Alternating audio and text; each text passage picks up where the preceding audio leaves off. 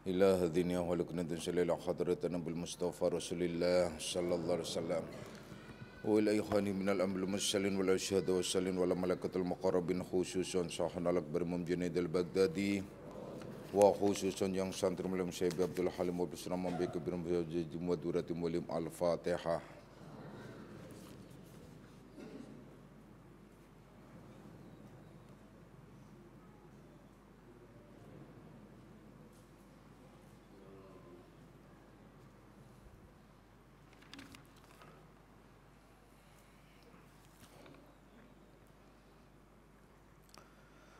Assalamualaikum warahmatullahi wabarakatuh.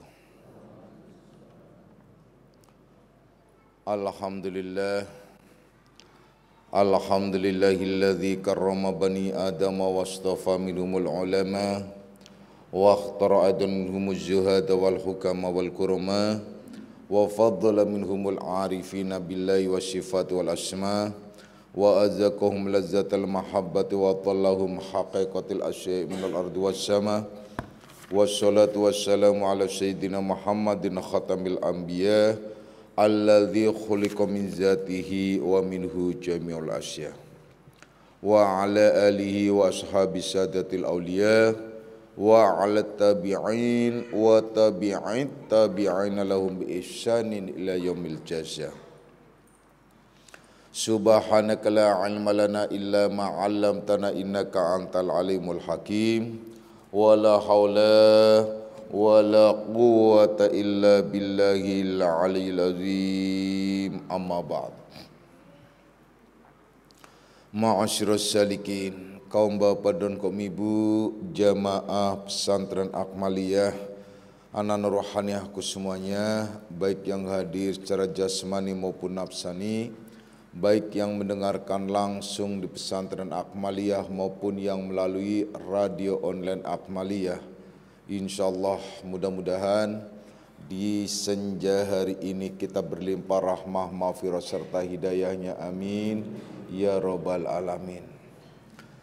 Mari kita lanjutkan kajian kita di dalam membahas kitab Ihya Ulumuddin, kitab Syiarus Salikin, di mana kita sedang membahas pada pasal fi bayani ma'rifatil uyubin nafsi, yakni menjelaskan tentang pengertian, pemahaman celak aib, ya, introspeksi, ya, sifatnya yaitu celak aib tentang diri kita sendiri. Kemarin sudah dijelaskan bahwa langkah pertama ialah datang ke seorang mursyid, datang ke seorang guru, menyerahkan sepenuhnya untuk dikoreksi, dibimbing, diberikan pemahaman-pemahaman tentang diri sendiri, ya. Itu sudah dijelaskan, ya. Jadi mau tidak mau setiap orang wajib punya guru. Kalau tidak punya guru, maka gurunya itu setan. Itu jelas tuh dalam kitab-kitab dijelaskan bahwasanya tolabus syekh wajibun ala kulli muridin. Mencari seorang syekh, mencari seorang guru, apalagi mursyid, itu wajib bagi setiap murid, orang yang mempunyai kehendak untuk menuju kepada Allah Subhanahu wa taala.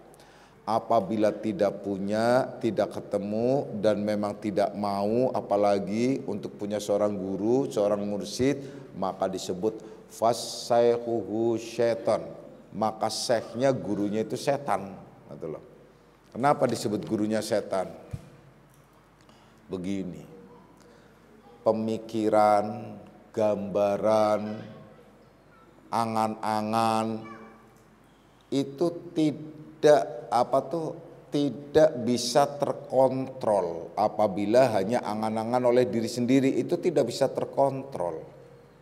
Oleh karenanya ada Al-Quran dan hadis itu untuk mengontrol supaya kita itu supaya terarah. Karena angan-angan itu liar, pikiran itu liar. Jadi kalau kalian pikirannya itu kemana-mana, itu liar memang. Pendapat-pendapat makanya itu liar. Jadi yang dimaksudnya di sini tanpa ada bimbingan dan tanpa ada dasar yang hak, maka itu adalah pemikiran-pemikiran setan. Artinya dibawa, dibimbing oleh setan. Nah, jadi ingat nih, saya dikirimi link video TV ya, TV Mesir. Dikasih kirimi link oleh Umi tuh. Saya kaget apa ini maksudnya. Pas saya buka, ada orang gila. Kenapa orang gila? Itu wawancara di Mesir. Jadi seorang wanita masih muda, tapi dia juga nggak gentle, artinya nggak terbuka. Kalau memang dia berani ya buka aja, dia menutup cadarnya, menutup ini, ditanya, Anda hijaber bukan? Dia bilang, saya nggak pernah pakai hijab, nggak pernah pakai tutup itu, tapi dia ya kayak cadar gitu, tutup rapat gitu, cuma hanya matanya kelihatan. Sementara hostnya yang mewawancarai itu adalah wanita Mesir juga, itu nggak pakai kudung, biasa. Dialog ceritanya. Setelah dialog, wanita itu menyatakan, pas ditanya, Anda gimana masalah Muhammad? Iya, saya percaya Muhammad itu memang seorang jenius, orang yang filosofis, orang yang bisa merubah perubahan dan sebagainya. Nah, terus bagaimana Anda kok tidak mempercayai tentang wahyu?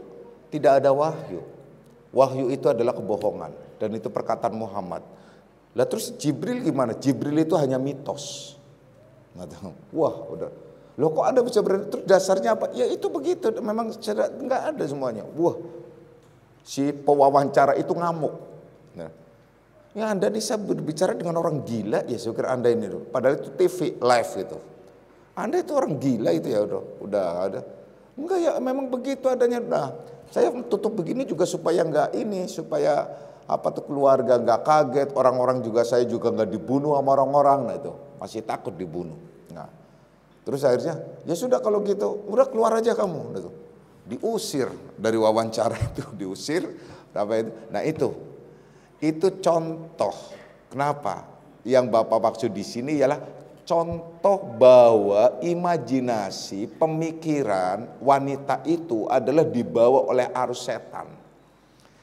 Orang cerdas itu, sebenarnya cerdas itu wanita itu, karena cerdasnya itu akhirnya dia terbawa arus. Setelah terbawa arus dia akan menyamakan, oh kalau begitu Muhammad begini, oh kalau gitu Muhammad hanya mengarang. Disebut Quran itu bukan wahyu, nggak ada wahyu. Quran itu karangan Muhammad. Nah, disebut Quran itu karangan Muhammad. Jibril itu mitos. Nah linknya tuh ada tuh, kalau mau lihat baca mental linknya mau tuh. Gitu. Itu dahsyat itu, artinya rese juga. Tapi yang ngeluarin Facebooknya itu adalah kalau nggak salah anak Jogja atau gimana ya, nggak tahu dong.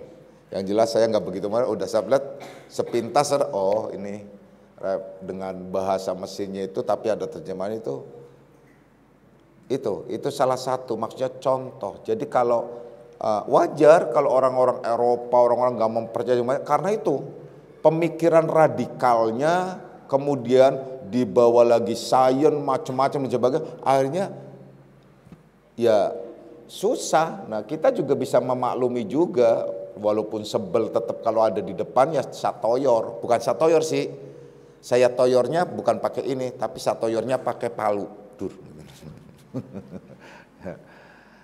nyebelin gitu loh, nyebelinnya gitu loh, nyebelin, iya namanya Quran itu karangan Muhammad, rese juga ini. Allah tuh nantang, kalau memang ini karangan Muhammad, silahkan siapa yang bisa membuat seperti Al-Quran. Itu dari zaman beliau sampai sekarang, bahkan yang akan datang itu takkan ada yang bisa. Dengan sastranya, dengan bahasanya, dahsyat sekali, lembut, penuh penuh penafsiran atau multi tafsir, kemudian ada yang pasti, kemudian dan di segala zaman. Itu bukan manusia, ya nggak bisa di semasaknya beliau itu nggak bisa. Sebagai contoh di dalam Al-Quran itu selalu azab neraka itu apa? Sebagai contoh azab neraka itu adalah wattaqun narul lati waquduha nas wal hijarah, itu yang di bahan bakarnya itu dari api, bahan bakarnya dari batu dan manusia, yaitu yang disentuh itu kulitnya. Kemudian kalau disiksa itu kulitnya, jadi kulitnya yang dikelupas dan sebagainya. Ini kalau dunia medis itu memahami banget loh harusnya. Kenapa? Kita memahami orang sakit itu, sentuhan sakit badan ini itu hanya pada batas kulit. Kalau sudah masuk ke dalam itu udah nggak ada rasa sakit. Kalian uji coba aja, jarum ditusukkan, sakitnya itu pada saat menyentuh kulit. Tapi pada saat masuk ke dalam udah nggak sakit. Makanya tuh kalau orang diinfus atau diinfus ya kan, pertamanya sakit, kemudian langsung didiemin aja. Kemudian dialirin itu gonta-ganti itu nggak sakit. Kenapa? Karena memang sentuhan sakit itu adalah pada sentuhan kulit. Makanya penyiksaan di neraka itu bukan di kedalamannya daging, tapi adalah di kulitnya. Itu adalah dalam keterangan Al-Quran. Nah, di zaman terdahulu dan zaman yang zamannya beliau itu, kalau manusia biasa nggak akan mungkin menganalisa sejauh itu, ya. Artinya tentang sakit saja yang sederhana itulah diperhitungkan, gitu loh. Yaitu sentuhan sakit pada diri manusia itu diperhitungkan. Itu bukti-bukti wahyu yang begitu di luar daripada nalar manusia, jangkauan. Di zaman 1400 tahun yang lalu, ya, sementara adalah zaman masih kuda gigit besi, istilahnya itu susah untuk dianalisa, itu susah, apalagi pemahaman banyak ayat-ayat. Nah, itu contoh. Jadi kalian kalau tidak punya guru, pasti gurunya setan. Apa? Pemikiran. Maka dari itu kalian kalau ada pemikiran-pemikiran yang aneh, segera ditashihkan, dicocokkan kepada mursyidnya atau gurunya agar tidak berabah. Ngerti nggak berabah? Berabah itu apa ya? Berabah. Agar tidak membias kemana-mana. Agar tidak membias kemana-mana. Karena pemikiran itu, setan itu adanya di angan-angan. Makanya disebut ada waham, ada khoyal, itu setan, ya. Jadi kepastiannya bahwa tolabus syekh wajibun ala kulli muridin. Mencari mursyid itu wajib bagi setiap murid, orang yang mau menuju kepada Allah. Murid itu berarti orang yang berkehendak menuju kepada Allah. Itu. Kalau tidak, maka akhirnya dia akan rusak, ya. Akan rusak nanti loh. Karena gurunya setan. Kalau kalian tidak nyaman di Akmaliyah, cari guru yang lain. Pokoknya cari guru deh. Karena di sini kami juga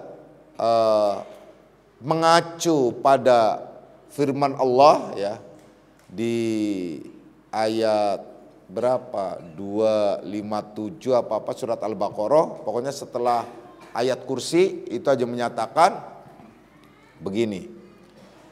Bahwasanya la ikraha fid dini qad tabayyana rusdu minal ghai. Tidak ada paksaan di dalam mengamalkan, menjalankan nilai-nilai Islam, agama Islam, aturannya apa saja, enggak ada paksaan. Tidak ada paksaan. Kalian tidak akan dipaksa, silakan mau ngamalinnya iya silakan, nggak ngamalin ya silakan. Kembalinya kepada diri kalian masing-masing. Karena Allah sudah menyatakan qad tabayyana rusdu minal ghayy. Sudah jelas mana jalan yang benar dan mana jalan yang salah. Semua orang sudah tahu. Jangankan dalam urusan-urusan yang lain-lain yang jelas gitu loh. Yang kecil-kecil pun adalah sudah tahu. Karena manusia punya naluri, manusia adalah punya adab, manusia punya kultur, manusia punya budaya. Jangankan manusia, binatang pun punya yang disebut gharizah, naluri tersebut. Yang bisa bisa memilah-milah dengan dengan acuan dari gharizah atau perasaan itu. Walau tidak bisa menentukan, memfurqonkan yang hak maupun yang batil karena tidak berakal itu binatang. Tapi manusia secara umum adalah berakal. Dengan budaya, kultur, itu ada pendidikan etika, sifat. Nah, seperti kulturnya orang Jawa, kulturnya orang Sunda, kulturnya orang Sumatera, kulturnya orang Kalimantan, kulturnya orang Eropa, itu semua ada kultur-kultur yang terkait dengan budaya, kebiasaan, sifat yang akhirnya membentuk pada pola kehidupan disebut etika. Nah, etika itulah akan muncul istilah baik ya, baik sekali atau disebut salah ya, baik dan salah sekali juga, tapi tidak ada kata benar. Nah, karena benar itu yang hak itu adalah memfurqonkannya hanya dengan Al-Qur'anul Karim. Makanya Quran itu disebut furqan. Sahru Ramadhana unzila fihil Quran. Bahwasanya dalam bulan Ramadan itu diturunkan Al-Quran. Unzila fihil Quran, diturunkan Al-Quran. Hudal linnas, pertama menjadi petunjuk bagi manusia. Itu hudal linnas. Jadi seluruh manusia bisa menjadikan Al-Quran itu sebagai pedoman. Entah itu pedoman sains, entah itu pedoman budaya, entah itu pedoman, pokoknya bisa dijadikan pedoman apa saja. Termasuk ya teknologi, sejarah, arkeologi, termasuk astronomi dan lain sebagainya. Itu Al-Quran bisa dijadikan. Walau dia adalah tidak masuk Islam boleh, silakan. Hudal linnas. Makanya banyak orang-orang Eropa, orang-orang sains, orang-orang teknologi, arkeologi, orang astronomi itu mengadopsi Al-Quran, nyuplik Al-Quran, ngintip Al-Quran, diam-diam. Seperti ditemukannya dulu itu pada tahun berapa itu ditemukannya tentang muminya Fir'aun. Itulah orang-orang Eropa ahli arkeologi. Kenapa? Karena mengambil ayat, ingin pembuktian bahwasanya Allah menyebutkan dalam surat Yunus sekian ya, itu bahwa Fir'aun itu adalah akan diselamatkan menjadi bukti umat di kemudian. Dicari benar, gitu loh. Dicari benar di lautan ini udah sampai ketemu muminya. Kemudian peristiwa tentang terusan Suez, bahwasanya terusan Suez itu akan terjadi sebuah pembelahan laut, itu isyarat dalam Al-Quran. Juga ada, benar dibelah dan banyak lagi. Dan itu bukan analisa manusia ya, itu bukan analisa manusia, itu adalah wahyu, yaitu yang dinyatakan oleh orang-orang yang dinyatakan oleh orang yang menjadi perwujudan dirinya. Itu sudah susah dianalisa ya. Jadi Al-Quran itu hudal linnas, petunjuk bagi manusia. Manusia siapa saja, bukannya hudal lil mu'minin, bukan hudal lil muttaqin, bukan. Kalau di awal surat Al-Baqarah iya, dzalikal kitabu la raiba fihi hudal lil muttaqin.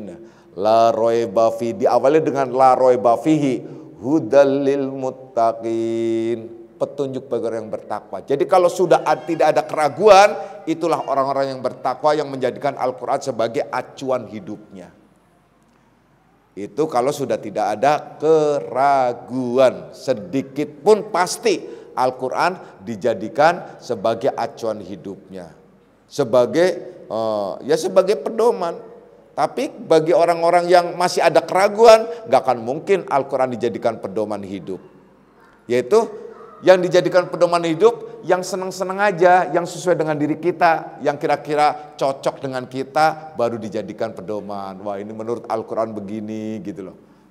Ya kan? Yang paling alergi bagi kaum wanita apa? Surat An-Nisa. Udah, jangan buka surat An-Nisa, dia tutup aja, tutup. Nah, padahal kan Al-Quran juga. Tapi kenapa? Di dalam surat An-Nisa kemudian udah macam-macam alasan, dengan berbagai macam alasan dari berbagai macam kalangan. Silahkan saja, Allah akan membuktikan apa saja. Bagi orang yang menentang, pasti akan dibuktikan oleh Allah. Akan diuji lagi kan. Secara pribadi maupun secara keseluruhan. Itu, jadi Al-Quran. Jadi hudal linnas, petunjuk bagi manusia. Makanya dalam Al-Quran juga ada menyebutkan, ya ayyuhan nasu ubudu rabbakumul ladzi khalaqakum walladzina min qablikum. Ya ayyuhan nas. Jadi yang dipanggil itu manusia, ya ayyuhan nas, bukan ya ayyuhalladzina amanu. Kalau disuruh menyembah, karena kaitannya belum pada ibadah, tapi disuruh mengakui, ya ayyuhan nasu ubudu rabbakumul ladzi khalaqakum.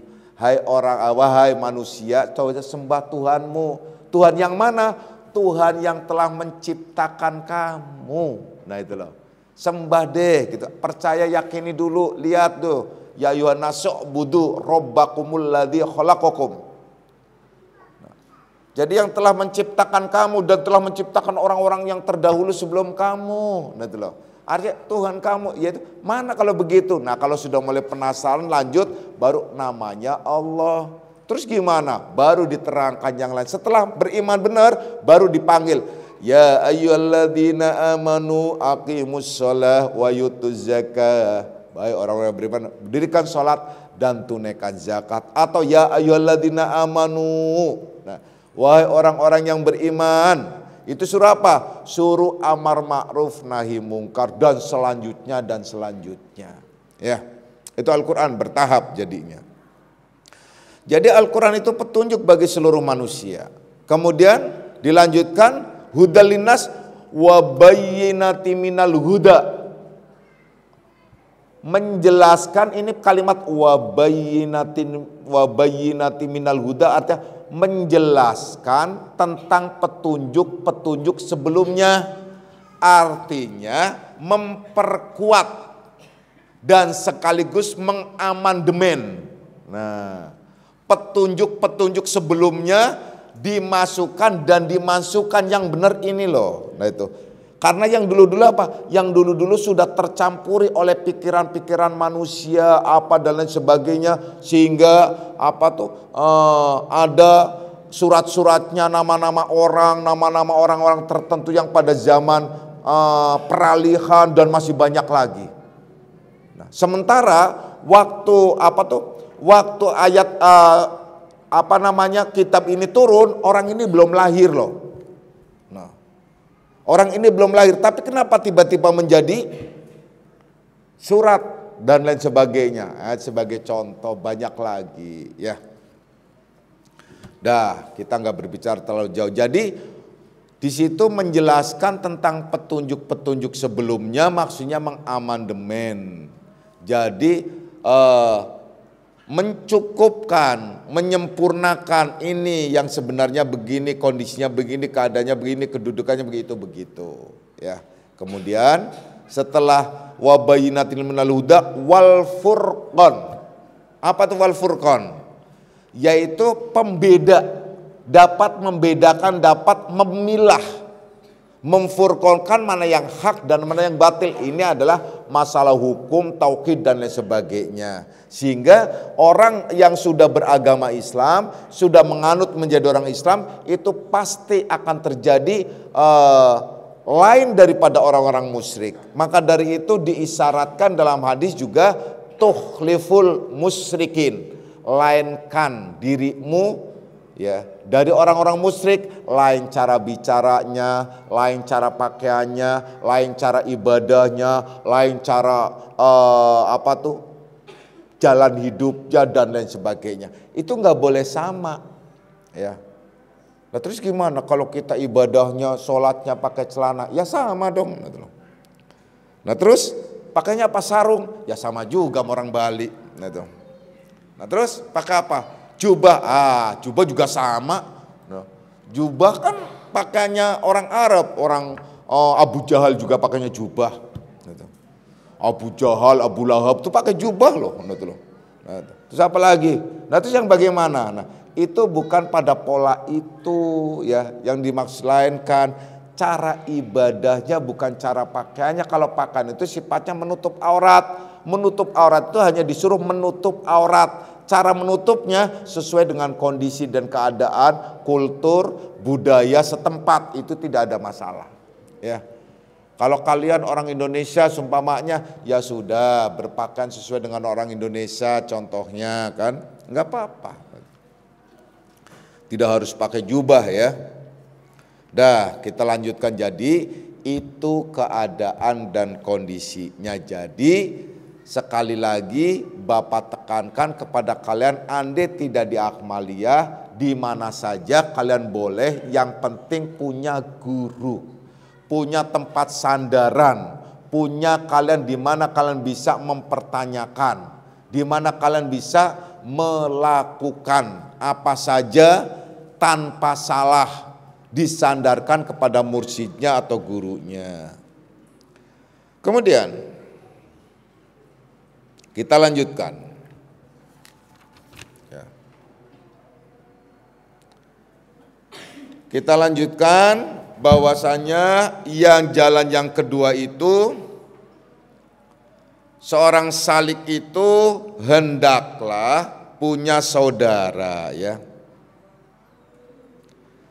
Seorang salik itu sudah punya saudara yang benar, yang mengetahui saudara seperjalanan. Yang mengetahui tentang segala aib nafsunya, yakni segala sifat yang tercela. Nah, dan juga sifat yang terpuji, supaya memberitahukan saudara tersebut seperjalanan itu tentang kejahatan nafsu ya yang ada pada diri kita. Nah, agar kita bisa mensucikan dan membersihkannya gitu. Pada saat saudara kita memberitahukan, menjelaskan, maka kita jangan tersinggung, jangan marah. Nah, ini juga diajari bahwa kita disuruh terbuka, bukannya anti kritik. Nah, kan kadang-kadang banyak orang yang anti kritik. Nah, terbuka, orang kalau terbuka mau dikritik enak loh. Sesuatu apapun akan bertambah, ilmu juga akan bertambah. Segala macam. Itu. Saya sengaja mencontohkan pada silakan atau mengkritisi dalam hal-hal tertentu, kecuali kalau sudah mulai di wilayah ruhania itu lain. Kalau sudah mulai logika sesuatu yang lahiriah, silakan. Dikritisi, silakan, dikritik. Karena akan menambah kesempurnaan sesuatu apapun. Kalau orang siap menerima kritikan. Orang yang banyak diam, orang yang banyak mendengarkan itu lebih banyak menerima ilmu. Orang yang mau menerima apa saja menjadi kritikan orang, itu dia akan banyak dan faham ilmu lebih banyak lagi. Mendengar itu ilmu. Cara untuk mengambil ilmu itu salah satunya. Jadi punyalah saudara, teman, yang memang teman itu teman dunia akhirat. Tapi teman dunia akhirat itu susah. Ya. Susah itu. Kalau menurut hadis riwayat Roma Irama, mencari teman memang mudah. Jadi mencari teman itu mudah. Kalau apa? Kalau hanya untuk urusan dunia. Tapi mencari teman, sahabat untuk urusan akhirat, rohani itu susah. Kenapa? Teman dunia itu banyak, gitu loh. Kenapa? Kalau kita sumpamanya suka apa? Suka melambungkan diri kita, suka membangunkan dan mensupport nafsu kita, itu teman dunia. Teman yang benar itu ialah dia tidak pernah meminta dan menuntut apapun pada kalian, tapi selalu memberitahukan tentang kekurangan-kekurangan kalian. Itu teman dunia akhirat tuh.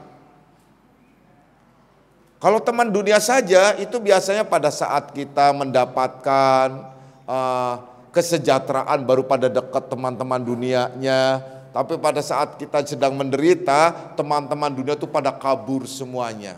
Yang ada teman-teman ukhrawi, teman akhirat yang selalu mendampinginya. Nah itu sama istri, suami, suami, istri itu sama. Suami dunia akhirat, istri dunia akhirat. Gitu. Itu tidak hanya pada batasan wilayah dunianya, tapi adalah wilayah akhiratnya. Ya. Nah,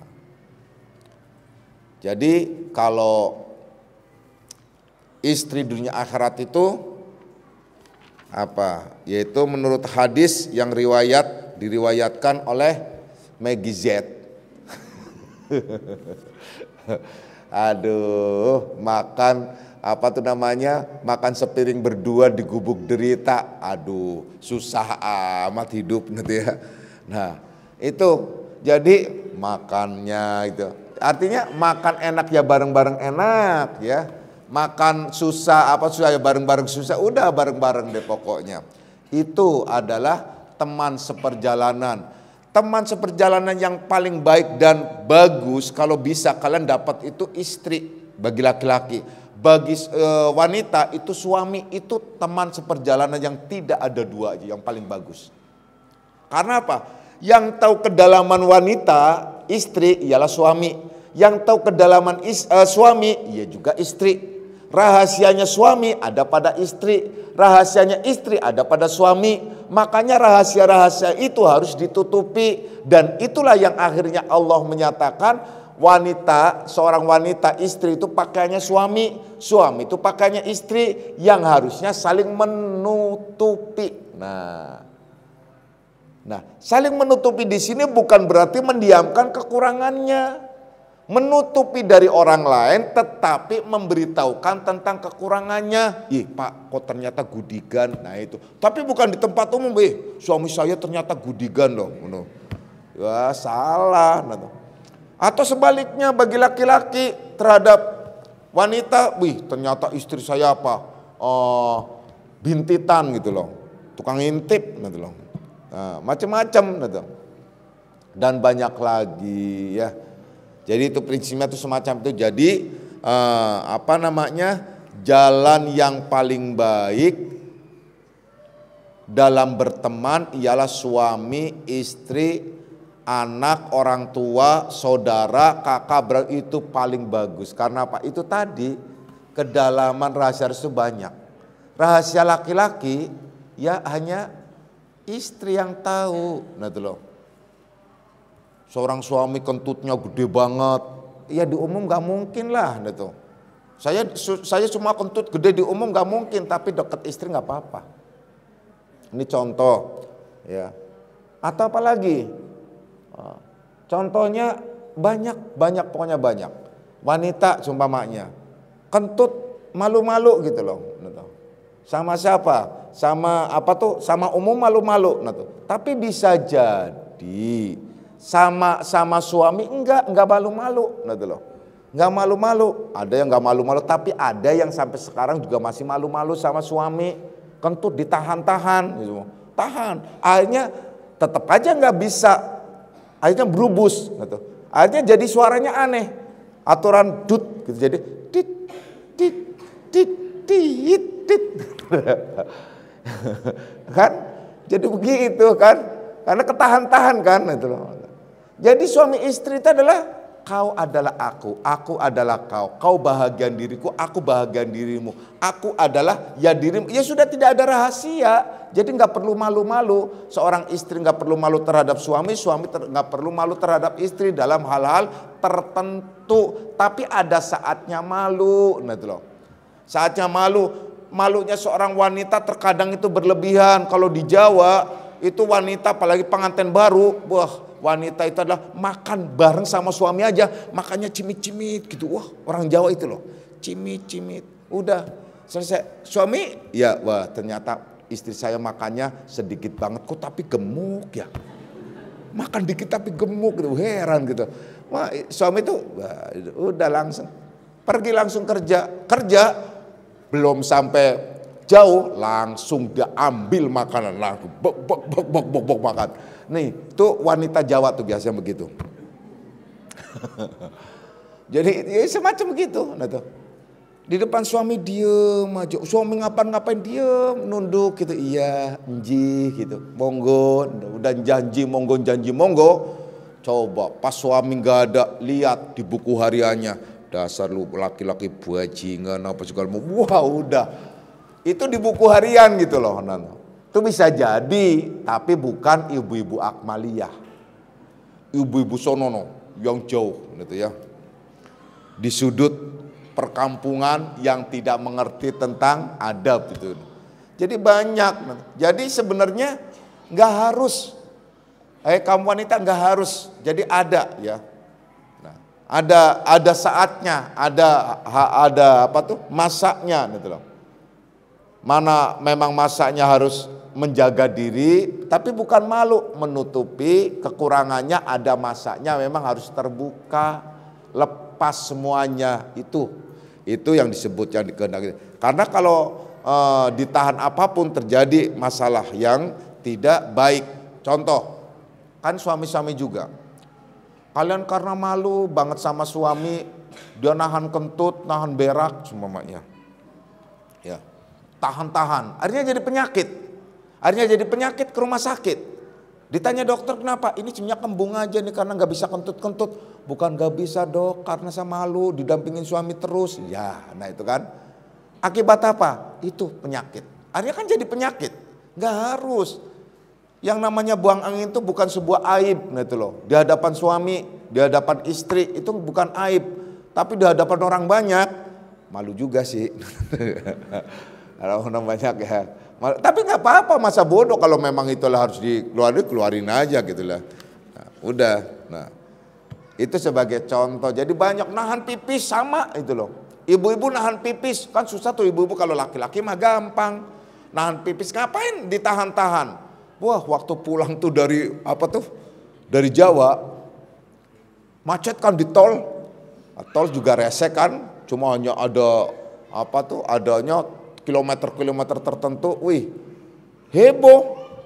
Saya lihat itu, saya suruh foto sama ibu tuh, foto-foto aja foto tuh. Yang namanya ibu-ibu ditutupin kain di pinggir, ternyata bukan laki-laki doang, laki-laki buka langsung kan enak gampang. Itu ibu-ibu, wah, saya sendiri nahan, saya tetap gak tega walaupun tidak apa-apain, tetap aja gak bisa keluar. Ibu-ibu nahan, wah langsung. Kalau Dewi, tahu-tahu ada di ujung sana itu, ditutupin sama hako. Itu saya lihat di fotonya, nggak lihat di fotonya di share di grup keluarga gitu loh. Nah, karena apa? Ya memang nggak bisa nahan. Nah, tapi nggak apa-apa. Kenapa? Doruri, dosa nggak dosa. Nggak dosa, itu namanya darurat. Nah, daripada ngewer. Tapi ada lagi orang yang punya cerdik, tapi jorok juga, udah cerdik jorok. Kalau bepergian itu selalu pakai pempes. Itu pakai pempes. No, itu pakai pempes. Dia cerita sendiri. Jadi kalau mau dia duduk pokoknya tandanya kalau dia lagi bengong itu tandanya lagi kencing tuh. Duduk itu udah langsung kencing aja. Tapi kan bagi orang yang nggak biasa kan bermasalah kan. Artinya bukan ya geli, ya ini, ya merasa jok. Tapi karena dia sudah biasa, enak atau ya daripada nahan-nahan, daripada nanti jadi penyakit, masih mending kencing aja sih itu. Nah dulu. kencing, ya udah kayak anak-anak itu aja, kencing aja begitu. Itu udah terbiasa, itu ada itu. Jadi kalian boleh ditiru itu, ya. Beli beli pempes yang banyak gitu. Nah, ya. Nah, itu jadi intinya bahwa yang kedua itu kalian punya saudara, punya teman, punya sahabat yang mau mengoreksi diri kalian, bukan yang hanya bisa menyanjung, memuji. Kalau menyanjung itu sama aja meletakkan pedang di leher. Tapi kalau memberitahukan itu sama saja membersihkannya. Nah itu, yang penting itu ya. Anak-anak semuanya, kemudian yang ketiga, insya Allah kita akan lanjutkan pada kajian yang akan datang ya. A'udzubillahi minasyaitonirrajim. Bismillahirrahmanirrahim. Raditu billahi rabban dinan wa bi Muhammadin nabiyya. Raditu billahi rabban dinan wa bi Muhammadin nabiyya. Raditu billahi rabban dinan Muhammadin nabiyya. Asyhadu an la ilaha illallah wa asyhadu anna Muhammadar Rasulullah. Hadanallahu yakum ajmain wa lafu minkum. Assalamualaikum warahmatullahi wabarakatuh.